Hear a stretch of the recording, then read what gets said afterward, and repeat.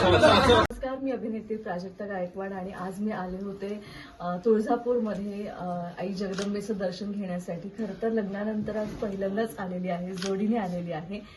देवीचा छान पद्धतीने मी ओटी भरली आणि मनोभावी दर्शन घेतलं. खूप छान वाटलं, नेहमीसारखंच एकदम प्रसन्न वाटलं. आणि आता मागणं आहे देवीला की नवीन सुरुवात केलेली आहे आयुष्याची, तर त्यासाठी तुझा आशीर्वाद कायम सोबत पाठीशी असू देत आणि सगळ्यांना सुखात, समाधानात, आनंदात ठेव.